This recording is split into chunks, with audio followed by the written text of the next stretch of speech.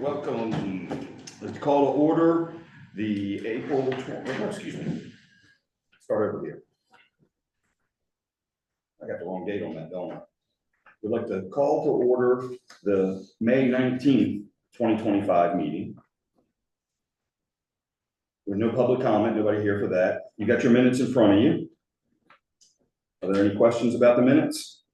Pretty much just a review of what we talked about. Yeah. Good. All right. If everybody's okay with it, can I have a motion to approve the minutes? John makes the motion, second. Jim seconds. All in favor? Aye. All right, passes unanimous. Okay. You also got the agenda in front of you. Not much on the agenda, but anybody want to make any changes to the agenda? I'm good. No? Everybody's good with the agenda? Can I get a motion to approve? I'll make a motion. Steve made the motion. Get a second? I'll second. Sarah second. All in favor? Aye. All right. Ordinance review discussion. Okay. Parking ordinance. Let's put this thing to bed tonight. First off, one of our biggest things, and we were kind of a little bit at odds at this, but one of the things that was asked of us was the garden center or garden district parking.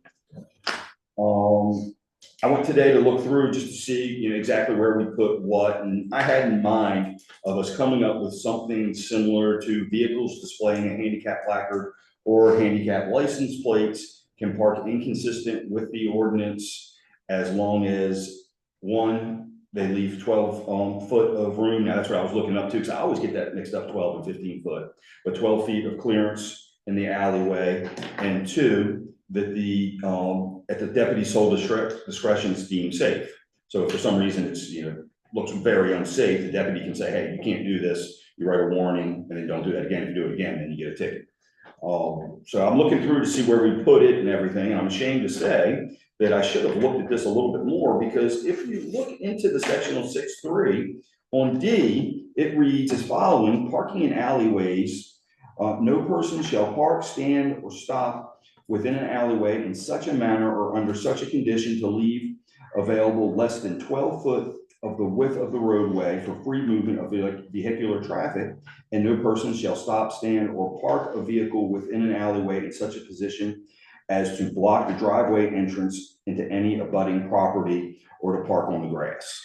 Okay, so that's the way the current ordinance reads. So to me, in my mind, if she's parked in the driveway but hanging out some and still leaves 12 foot of clearance, it's okay with our ordinance that we have right now. Does anybody agree or disagree with that? Where was that at again? That is 6.3D. Letter D. Parking in alleys. Okay. So that's what I updated. But you see what I went into it to look for it to see what the distance was, because like I said, I always get it confused whether it's 12 or 15 foot. Then I started looking and I said, well, wait a second here. And I called Cherie and she says, well, we don't allow parking in the alleys. I said, okay, well, that may be so, but that's not what it reads right here. Now, her theory is, well, if somebody parks in an alley any place when they're parking on the side of the alley, it won't leave 12 foot, so we don't allow parking in alleys. But according to this, the lady that is sticking out some, where she's basically sticking out onto the curb, not really into the alleyway, is obviously still leaving 12 foot of clearance. Not only that, but then my concern was after that was if she needed something more than that, then what we were about to write, or what I was about to propose us to write, wouldn't have helped anyway then, because it still said 12 foot.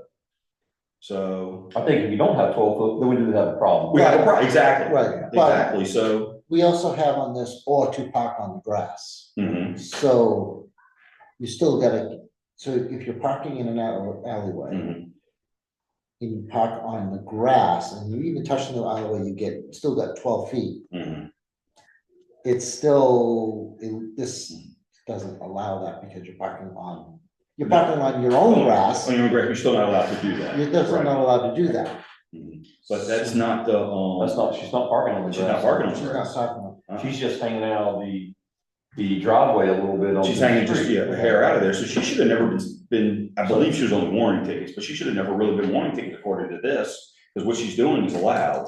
The reason why, in case if we get the whole purpose here, the reason why it was a problem for her is the way the driveway set up. There's like a brick wall at the edge of the driveway. So the lady can't, she can just pull in like this, but she can't go like farther forward to back up to do that. It would be very difficult. I mean, it could be done, but it would be very difficult. And it's, we're talking to an elderly, lady.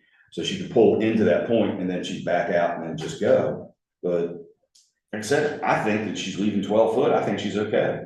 Yeah, I do too. If she's not leaving 12 foot, I don't want to do anything, but I don't, I'm just gonna say, I'm sorry, we gotta figure something else out. Yeah. But we need to have, emergency vehicle space. So are we all in agreement that we don't need to do anything to that? Yeah. Not for that purpose, I agree. Yeah. So we don't wanna add in anything for handicap? Just The only let it benefit go. to adding in what I was saying is if it's done if it's done something really silly and just, fits it to the letter of the law, well, then, this way the deputy could, at their sole discretion, could say, no, you can't do that. And this is your warning not to do it again. Mhm. But And most likely that's what they do anyway, just issue a warning. I don't really see it's a problem, to be honest with you. She's parking in a good way. It's not a problem. And if anybody else does it and doesn't do it right, then we got an issue. But till that point, I think we're okay. We're good. Has anybody seen, she parks, she's overhanging, has anybody gone there and measured? See, No, but from what Cherie has told me, I haven't seen the vehicle when it's there. It's always during the day, so I'm never around during the day. Cherie says there's plenty of room to pass. you what? Cherie has said there's plenty of room. She hadn't actually physically, measured it. Okay. She said there's plenty of room to go. And, like I said, Cherie's, I've said this before on it. If she's ready to make an exception for something, I think there's good reason behind it. Well, it looks like we already have it. Yeah, but it looks like we're okay. So if everybody's agreeing on that, we'll just put that to bed and not worry about it. I'll say this, good. Okay. Next, Meeting Street parking. Here's what I propose to put in there. And change the wording or whatever, but no parking on Meeting Street and Creft Circle between 6120 and 6208 from 10 PM to 6 AM unless permitted for special events.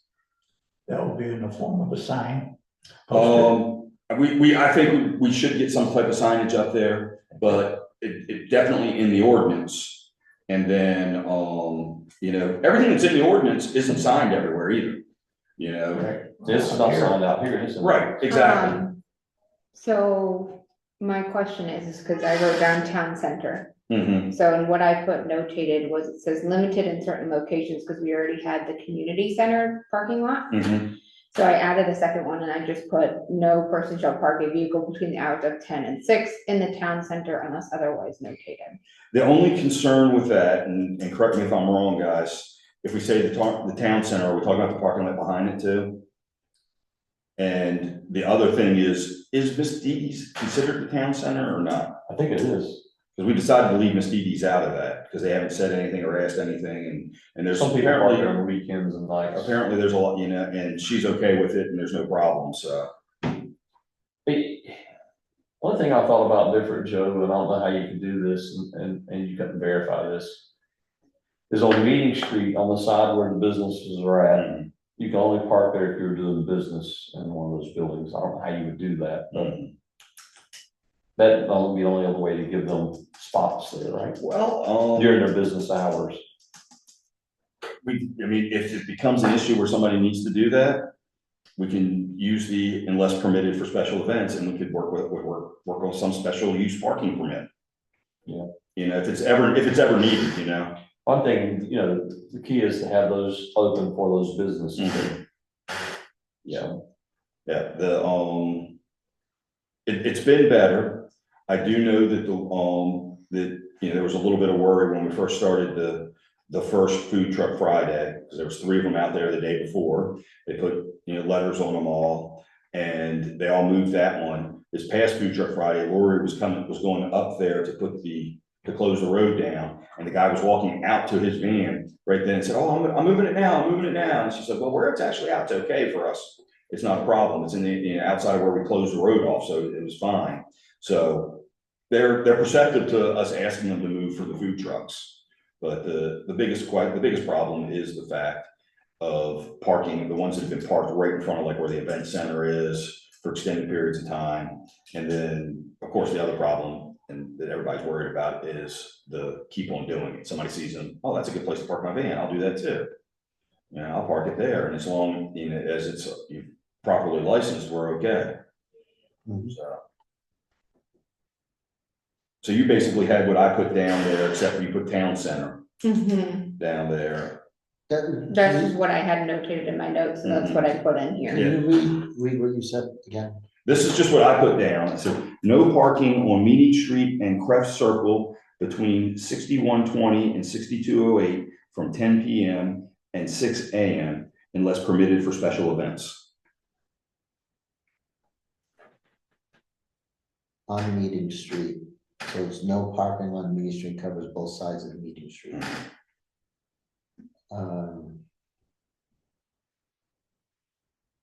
And that goes straight down, and nobody parks on that going straight down, because it just says Meeting Street. So, Did you say Crest Circle, right? Crest Circle from 6120 to 6208, which is the Mexican restaurant, to the last number building there on Crest Circle. From the Mexican restaurant up to Meeting Street. Up to Meeting Street, right. Now, is there any parking on Meeting Street that goes, because Meeting Street does go through into the Garden Meeting District? Street with the garage, but there's no one parks there. There's I've no never, parking? never had anyone park on Meeting Street that I could ever recall. I mean, because we could always say Meeting Street between Craft and Craft. Yeah, I don't think we have to. We don't think we have to. I lived there for 9 years, and I don't ever remember having a vehicle park. I don't think there is any actual. Other than maybe for coming up to an event, but not, we're outside of that. There's no parking spaces there. There's no parking There's spaces. no parking spaces there. That just popped into my head real quick. I should have thought about that before. If there's no parking spaces there, it shouldn't be a problem. It's already no parking. So, yeah, Yeah. there's no parking, so. There's nothing that says no parking, but like I said, no one parks there. When you pull it out, do you see anyone parking? Never, no? Yeah. So I think it's fine just in Meeting Street. All right. Tell me the numbers again, 60 what? 6120 and 6208. On that side of the street.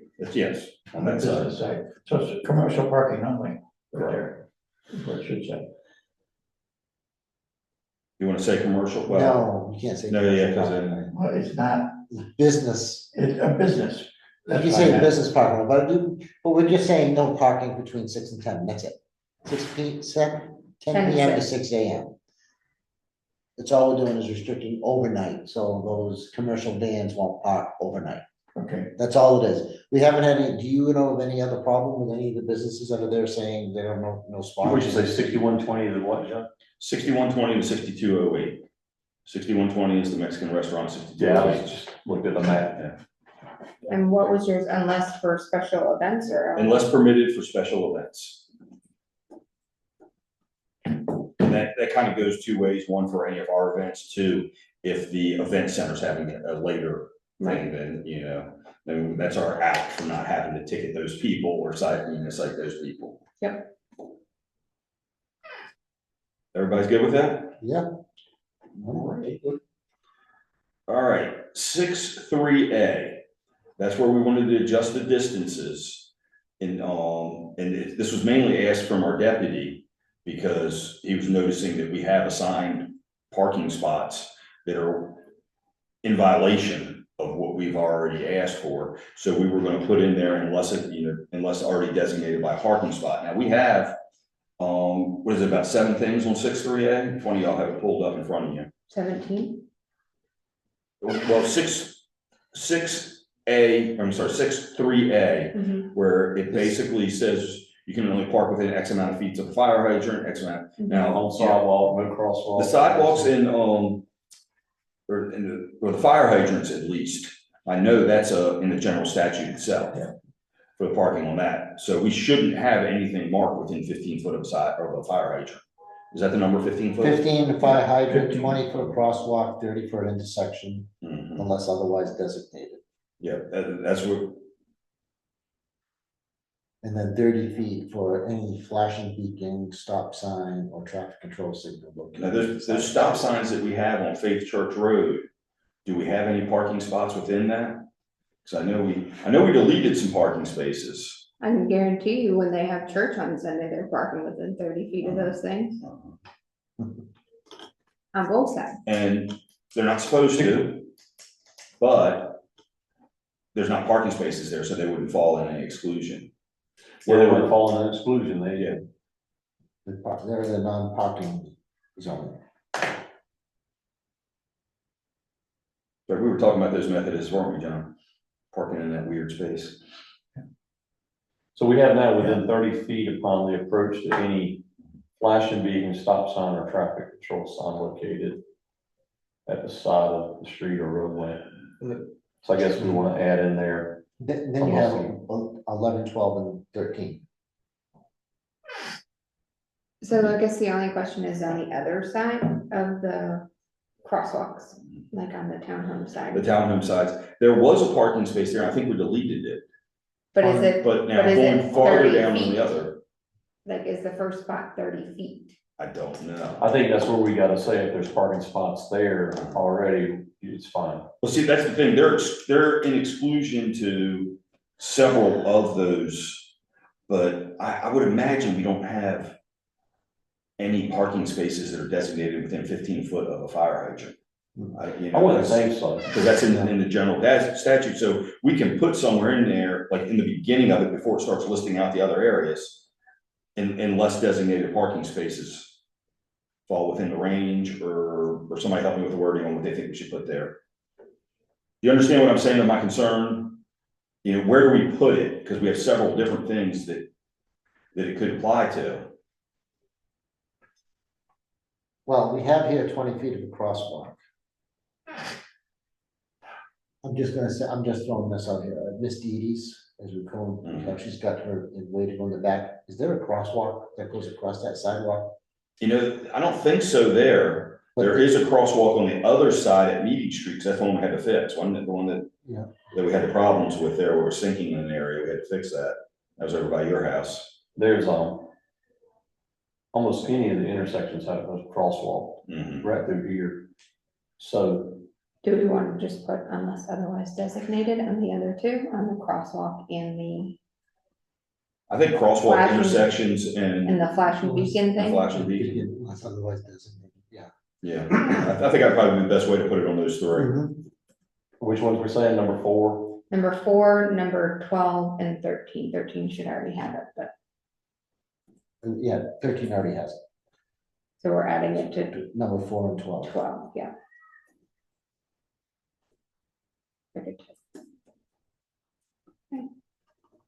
Sure, number 13. What's that? Within 30 feet of an intersection?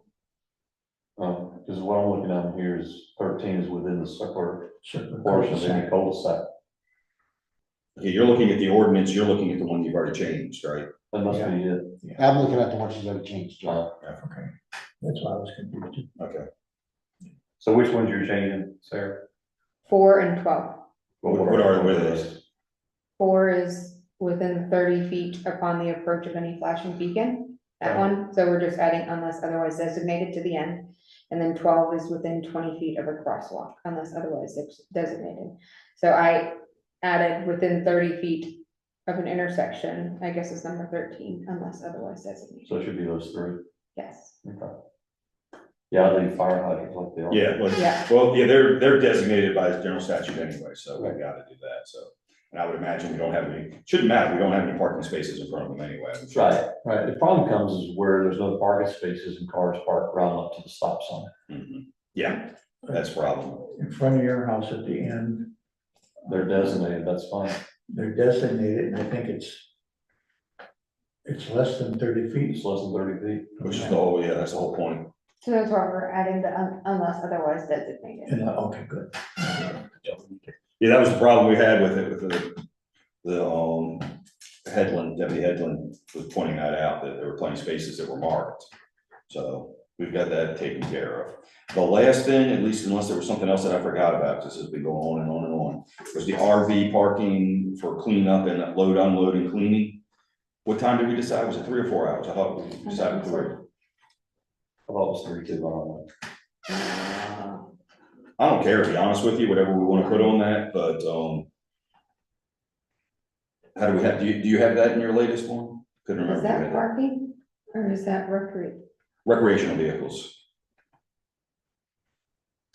But what is it? We don't say anything about them now. They're not allowed to park. So can we say 3 hours in daylight? 4 hours, Or something like unless that. otherwise regulated parking of any recreational vehicle for more than 4 hours on any given day. Where are you on that? B, number 6. B6. Could we add that, being in daylight versus somebody pulling there parking 4 hours in the night? Because to me, that creates an issue if you're parking there at night like that. You don't have lights on. Well, I think it would have it out, RVs have a lot of reflectors on them.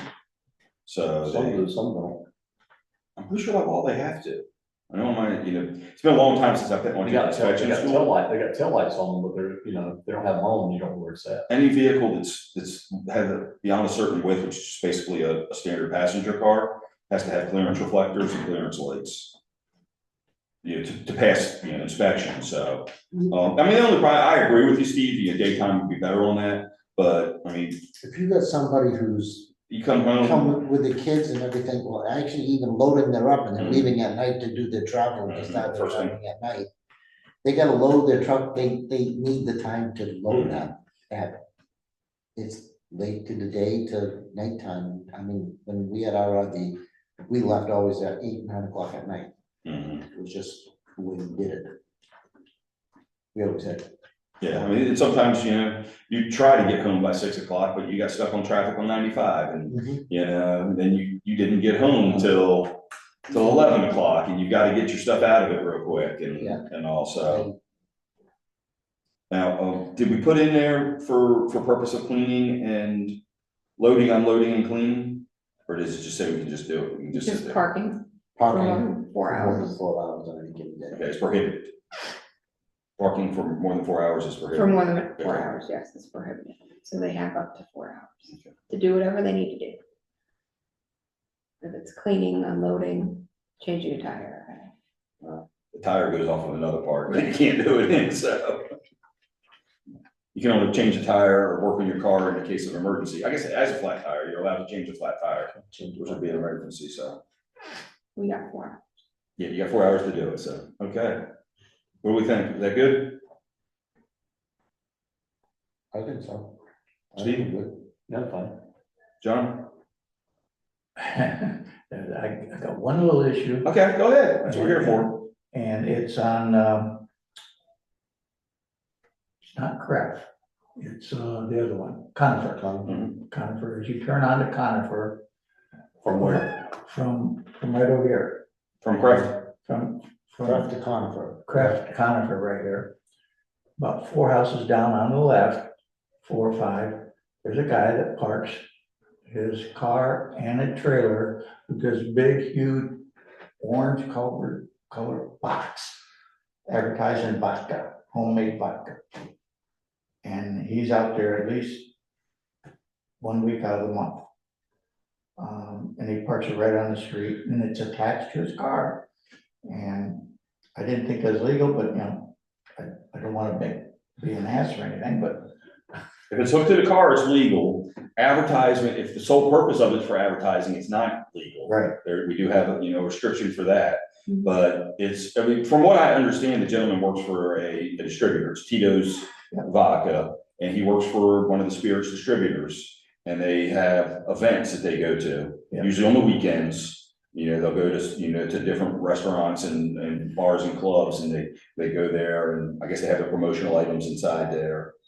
And, it's really, I mean, the fact that it says vodka is one thing, but it's no different than, Yeah. So that's You the know, reason. than anybody else with it and the way it's parked. And it seems to be conforming with everything, the way it's I parked. wonder what the difference would be between the car and that trailer with this big huge orange box advertising on it, Mhm. and a car and a trailer with a monster 25-foot boat. What's the difference? Because it's designated as a commercial vehicle, I mean, a recreational vehicle, excuse me. So the boat, you can't do it because it's a recreational vehicle. But the trailer with this big huge box, you can. Yeah. Okay, I just, John, I can bring that up to council and see if it's something they want to do about it. Yeah, because obviously the boat can't move on its own. Mhm. So I see the. So are you asking what's the difference in that trailer? Let's just say it's a trailer that's hooked to the back of a truck or a car. That's basically what it is. It's a box trailer, right? Yeah. So that's a utility allowed. trailer, yeah. It's rather large too. I've seen it. Doesn't matter what it says or anything, but that's allowed. Mhm. If it was there just to advertise, it wouldn't be. That's the only restriction we And then have. usually And once I they don't swing think that in he's the boat. using it to advertise, it just, it stands out like a sore thumb. Oh, every time it's absolutely there. does, yeah. It really doesn't bother me. The only thing that bothers me is it legal?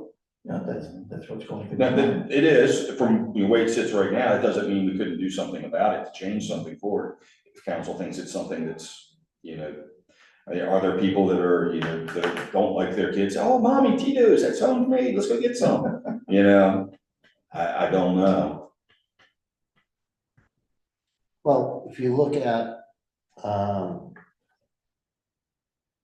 6(3)(h)(3), no person shall park any recreational vehicle, boat, recreational vehicle, boat, camper, or trailer of any kind on a public street within the corporate limits at any time. So that is. Isn't it with, as long as it's not attacked, I thought it was, No, that's what I was thinking. I thought I Yeah, read that's somewhere where that confusing. wasn't legal to park a trailer. It's not legal to park a trailer there, according to this.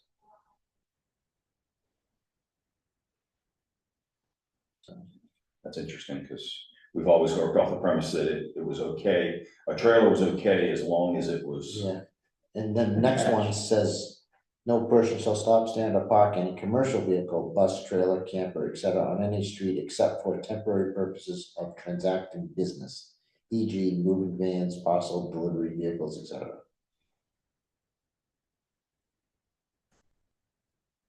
Does that just refer back, is there something that refers back in general statute that a trailer hooked to a car is part of, is an extension of the car? Because there is something with that. Vehicles.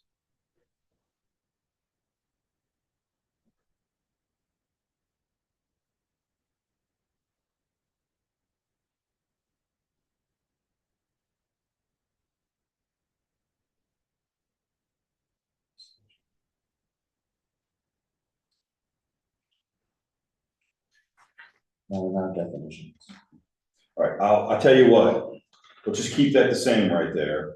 I will, email Ken, ask him what he thinks. And if there's something we're missing on that end of it, and then I will bring that up at our next council meeting and see if we want to strike that out, or if we want, or what needs to be done with that. You could easily just put in unless attached to a vehicle. Right, exactly, do we need to be more specific for it too? I mean, there's a lot of cases where people need to have a trailer hooked up to their car. Well, the other thing is too, is we may wanna look at removing recreational vehicle, considering that contradicts our allowing it for 4 hours.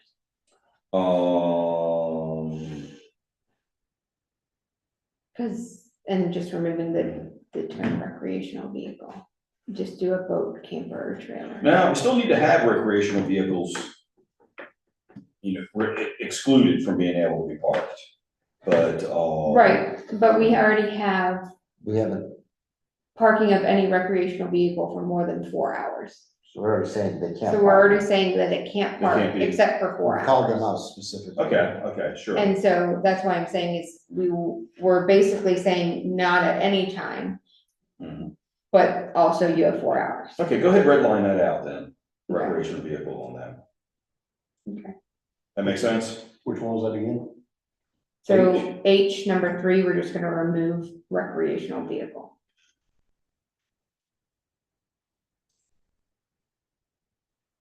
I should have asked this before, Sarah, but are you able to get me a copy of this that is redlined for the changes? Yes.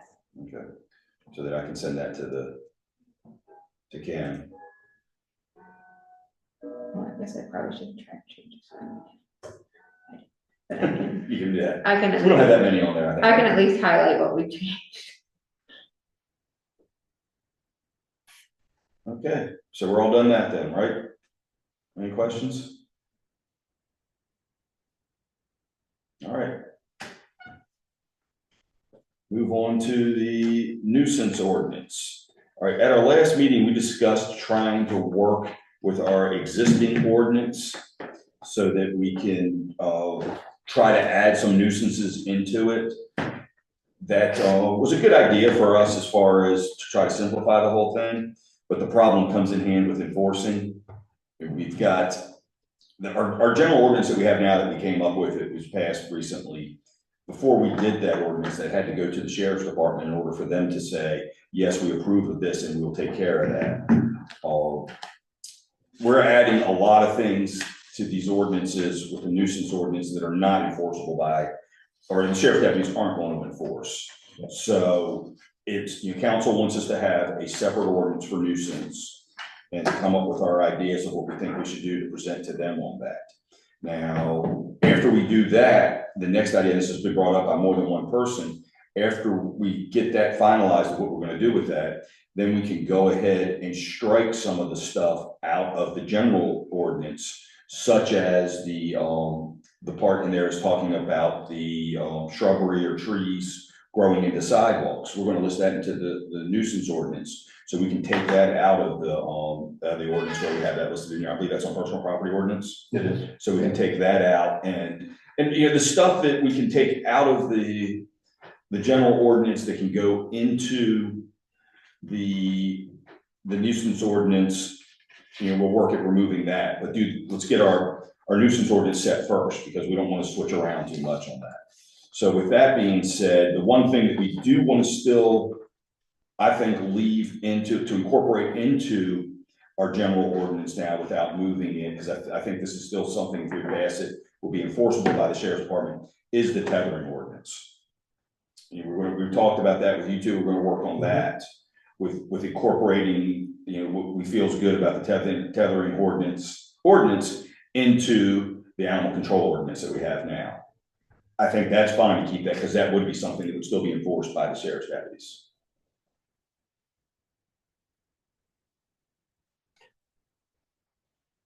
Without by our sheriff's deputies, but not by Union County's animal. Yeah, exactly. Our deputies would have to do that. Union County deputies will not enforce anything leash law or anything like that. It's not, unless it's in the Union County ordinance, which we have everything in their ordinance is already referred to, Right. and then goes into.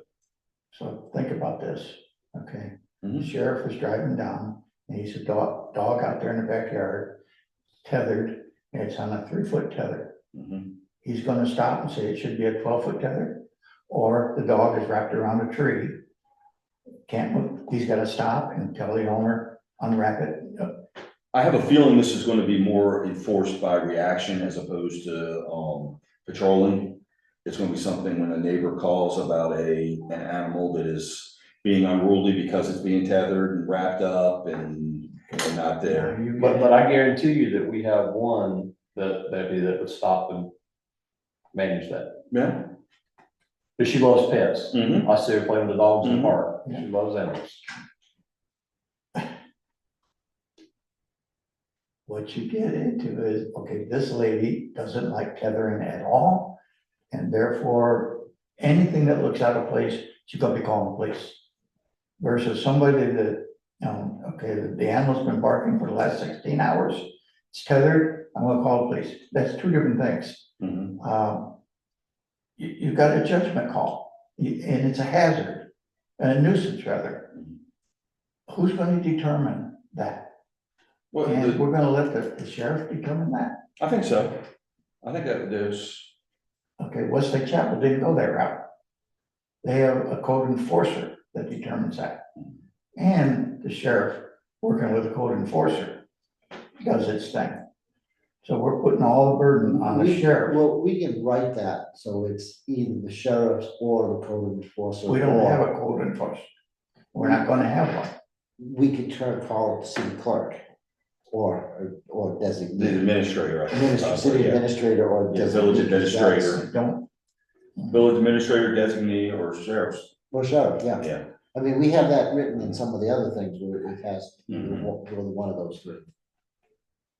We have used that. and we can So, but the other thing continue is to too, use is that. like, it's really a bulletproof you vest. gotta separate the barking and the tethering, because those are two, barking is a nuisance, but tethering is not necessarily a nuisance. It's just something that we want to look It at could be animal at cruelty. limiting. I understand wanting the tether out there. I just hope they don't create more people to tether their dogs than what's doing it now. That's my concern. So we can tether, if we do this, People are now gonna say, well, it's okay for me to tell them my dog. Well, it's I think okay to anybody that tether is as long doing as it. it is within certain regulations. Yeah, I'm saying, we hardly have any, right? We have a few yeah, issues. very. And all of a sudden now you're telling me it's okay, well, I'm gonna go tell my dog out back. I don't think, and I could be wrong, I often am, but I don't think that we create too much more with that. I think the people that would tether are already tethering. Mhm. That's just my feeling on it. Mhm.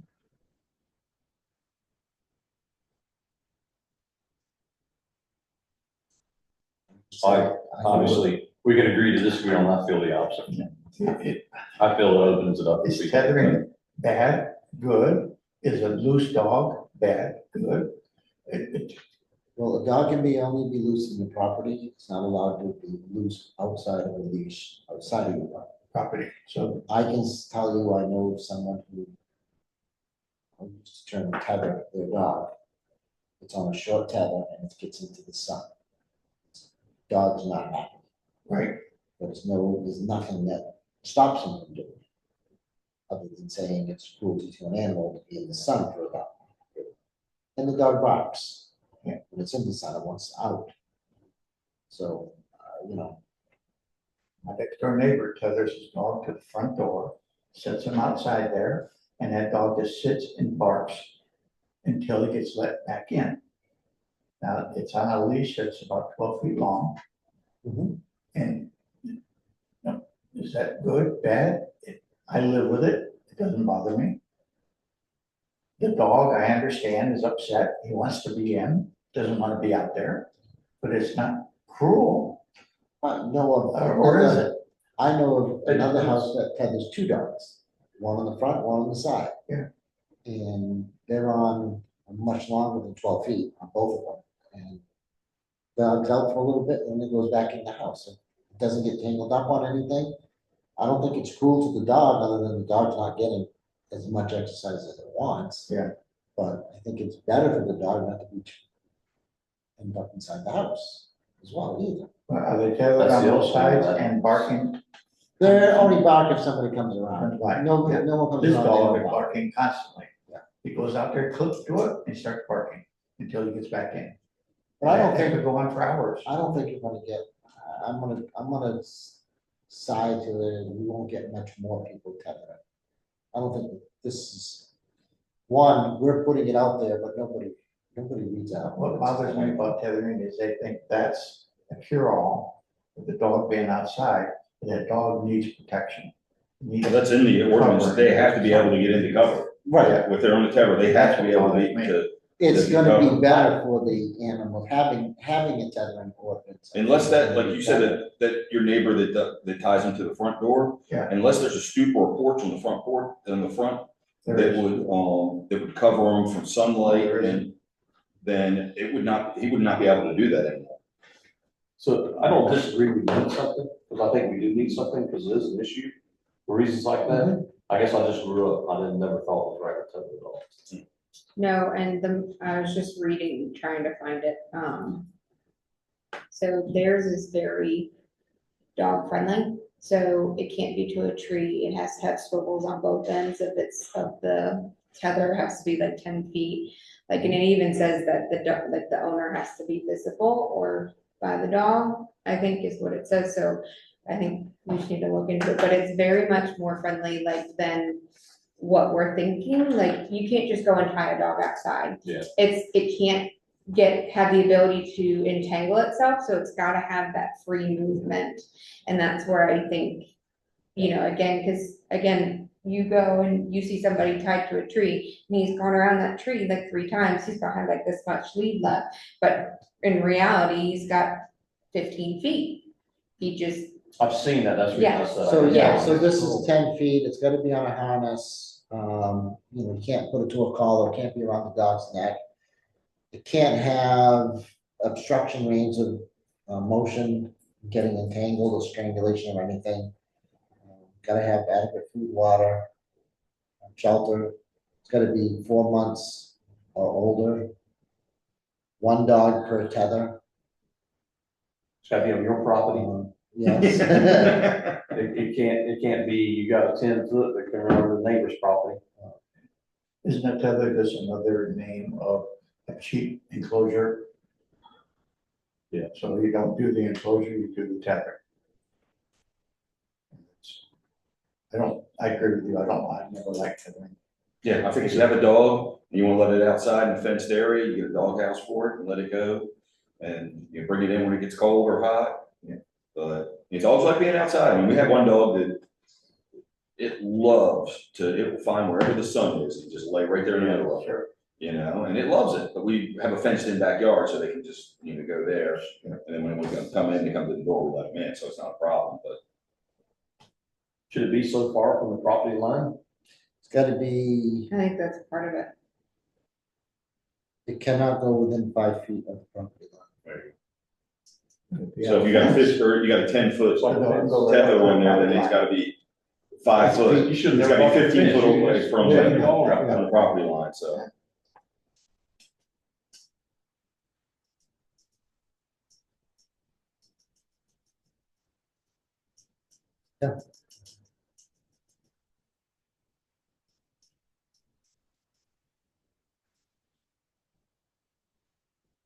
And then, if you go down one, if you go down further, if you wanna say about nuisance, maintaining dogs that habitually repeat chases, snaps, attacks, or barks at pedestrians, joggers, or dogs walked on a leash. And let's just add something else if you want to go down that far, into that this ordinance from. It's from No, Monroe. It talks about barking, and if it's gonna bark at someone walking by, it's gonna bark at the officer walking by, so. Yeah, I've walked a lot in the neighborhood right over the years, and there's a street you walk down and those dogs, they come out of that fence barking. Mhm. You know, so I mean, if you wanted to go down. You're scared me. First time I thought they were coming out, I didn't realize they couldn't come off that fence. oh, yeah. They were taller than the fence to start off with, and when they Oh, went down, they weren't as tall as the fence. I was like, oh. Yeah, Last time you walked by there, right? Yeah, you. and it's honestly just the boy.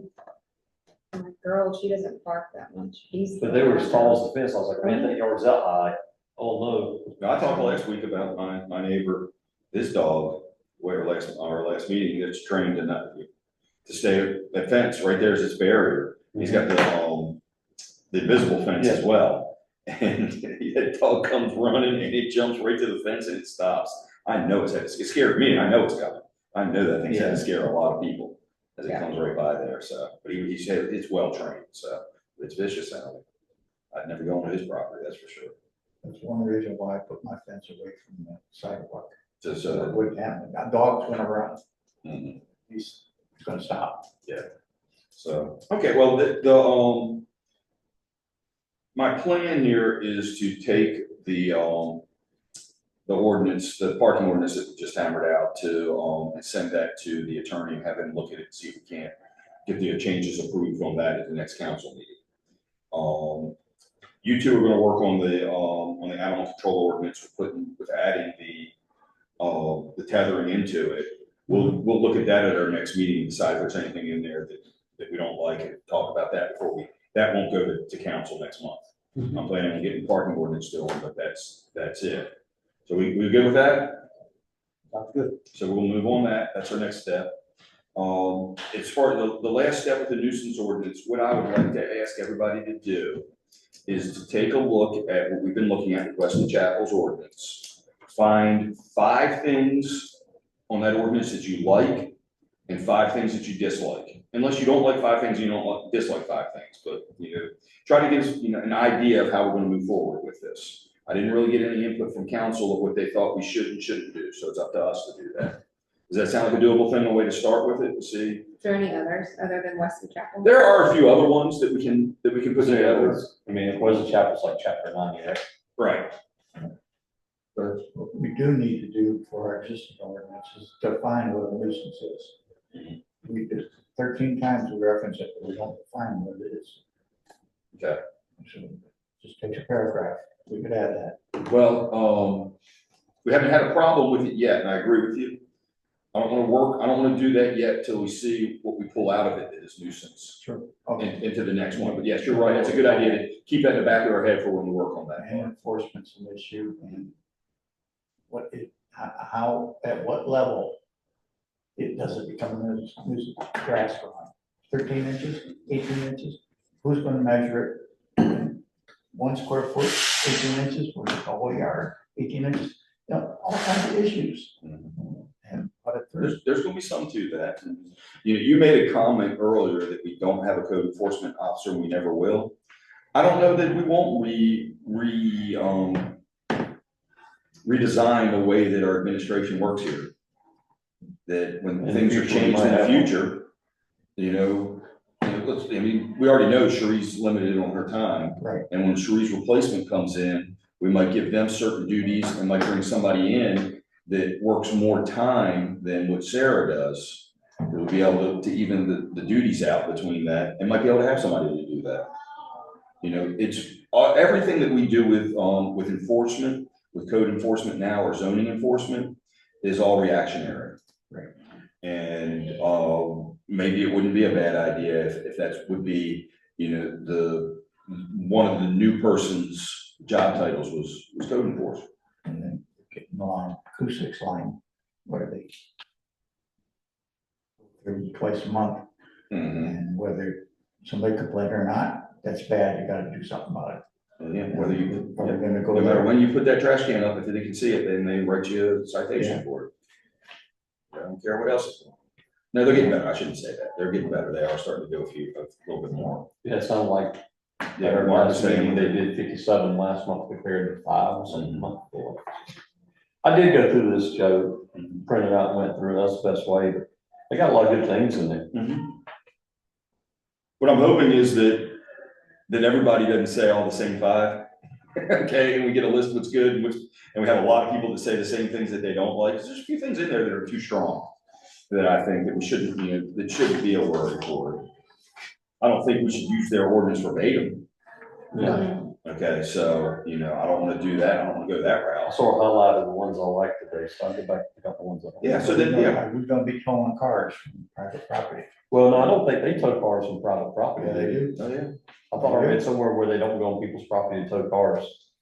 I got it right here. Is it,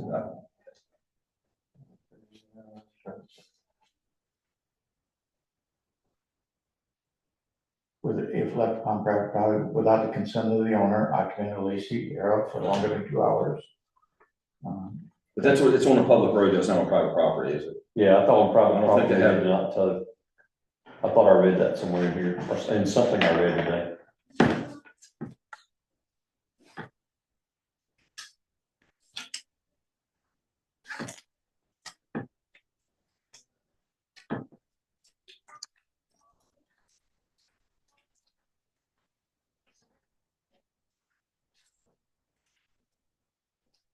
Yeah, I'm off the registered owner or person entitled to possession of motor vehicle, or the owner, at least the occupant, locate, leave, or allow the vehicle to remain on the property after it's been declared a nuisance vehicle.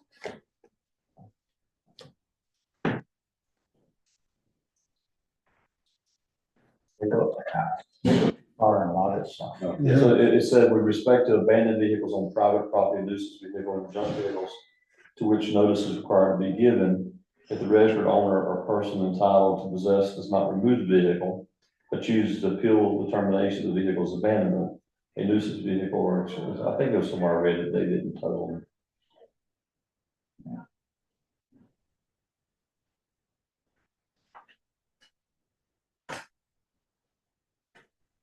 We put in there what we think is sensible and let the attorney tell us what's good and not, I think that's where we have to go. Yeah, I That's- think you're risking if you're towing on private property. Yeah, that's getting a little. That's the way I read it when I was reading, I was like, that's how they get around You this. just keep finding them till they move it themselves. And I think nuisances, if we could, try to define them as best we can, Okay. not all open-ended. Well, I think it's, if you read theirs, they got a different definition for a nuisance vehicle Yeah, compared to some of the other things, right? yeah.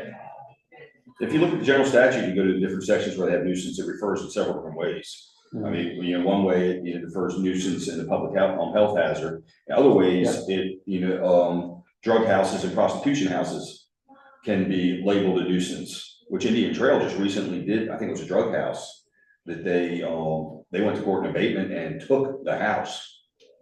That was, a nuisance because of a continual drug activity. Yeah. This is a vehicle, public or private property that's determined to be declared to be a health or safety hazard. Mhm. I think most time it is around, health or safety. Well, that's what we pretty much have to hang our hat on. If it's not, then who's to say if it's a nuisance? Might be a nuisance, you might not be a nuisance to me, right? Yeah. Yeah, I mean, We if had a they, problem with pools and people not maintaining their pools. They become a cesspool. They become a source of snakes and I bugs. think that's in here somewhere too. Is well, that doesn't even really have to be in it. That's in the general statute. Yeah. That we can do anything. We can actually not only, if there was, let's just say on Second Avenue over there was a pool that backs up to the back of Lake Park. And it was causing all kinds of infestation. We can do something about that within a mile radius of our corporate limits, believe it or not.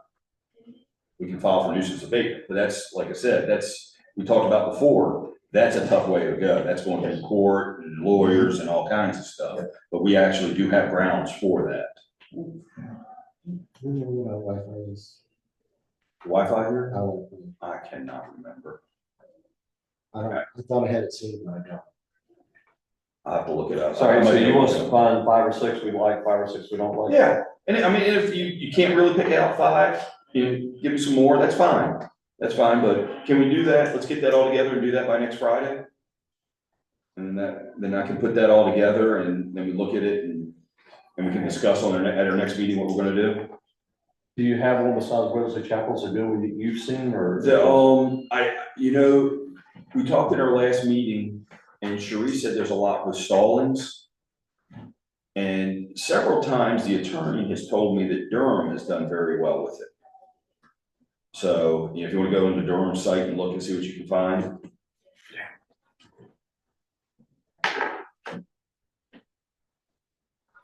So next Friday, what's that date? So I got a calendar. Look, This Friday or next Friday? next Friday, 30th. 30th, okay.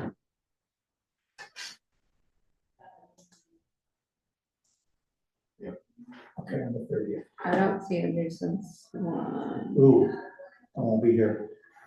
Well, we won't have to be here. You gonna send an email? I can do it by email. Yeah, we're not gonna meet for it, just if you could send them, Just if everybody could get them to me for them, so that I have time to go through them before our next council meeting, to discuss what we're gonna do, and then put it together for our next meeting, so. send an email. All right. You know what time the pool ends, this thing ends? I left my key in my desk.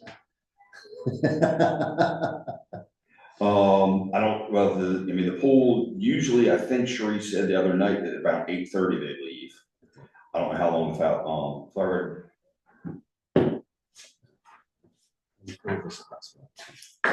Okay. Well, any other comments or anything else to talk about?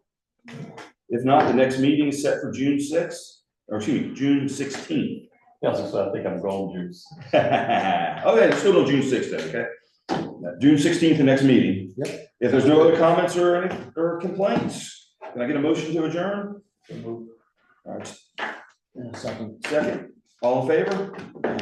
All right, thank you, guys.